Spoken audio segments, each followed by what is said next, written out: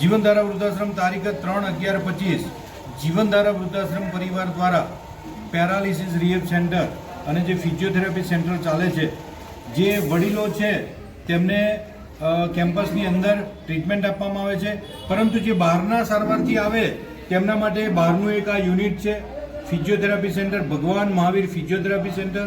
અને આ ફિઝિયોથેરાપી સેન્ટરમાં અમારા ફિઝિયોથેરાપિસ્ટ ડૉક્ટર વૃક્ષા અહીંયા છે. આ ફિઝિયોથેરાપી સેન્ટરમાં ઘણા બધા ઉંમરલાયક પેરાલિસિસગ્રસ્ત જરૂરિયાતમંદો અહીંયા આવે છે, પરંતુ નાની ઉંમરનો દીકરો એટલે કે દેવાંશ, અને દેવાંશને જીપીએસ નામની એક બીમારી છે અને તે બીમારીમાં ખૂબ જ સારી અમને સફળતા મળી છે. તો અમારા ડૉક્ટર જે ફિઝિયોથેરાપિસ્ટ ડૉક્ટર વૃક્ષા છે તે શું કહે છે તે આપણે સાંભળીશું. દેવાંશને જીપીએસ નામની બીમારી હતી. જીપીએસમાં શરીરની રોગ પ્રતિકારક શક્તિ ભૂલથી પેરિફેરલ ચેતા પર હુમલો કરે છે, જેના લીધે શરીરમાં નબળાઈ અને સંપૂર્ણ પેરાલિસિસ થઈ જાય છે. દેવાંશ જ્યારે પહેલાં આવ્યો ત્યારે તે પડખુંથી વળી શકતો નહોતો, જાતે બેસી પણ નહોતો શકતો, અને હાલ ફિઝિયો લીધા પછી એ પડખું ફરે છે, જાતે બેસે છે અને જાતે ચાલે બી છે. એને સંપૂર્ણ થોડોક સહારો આપીએ તો ઊભો થાય અને બેસી બી શકે છે.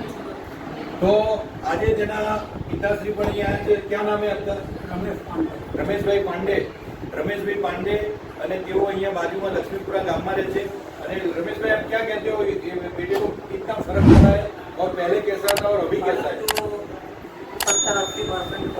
70-80%. बहुत अच्छा. कैसा है अभी? बहुत बढ़िया है. क्या नाम है बेटा तेरा? देवांश.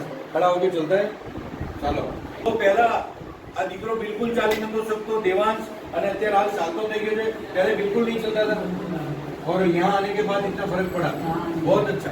तो ताली से बहती धारा અત્યારે જે આપણે આનંદ થાય છે.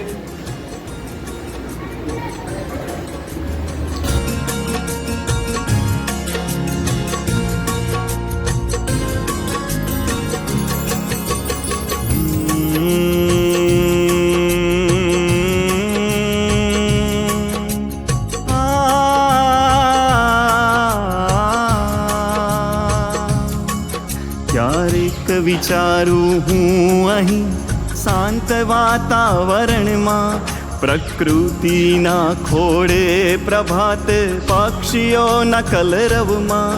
અહીં ના હોતે તો ક્યાં હોતે, અહીં ના હોતે તો ક્યાં હોતે.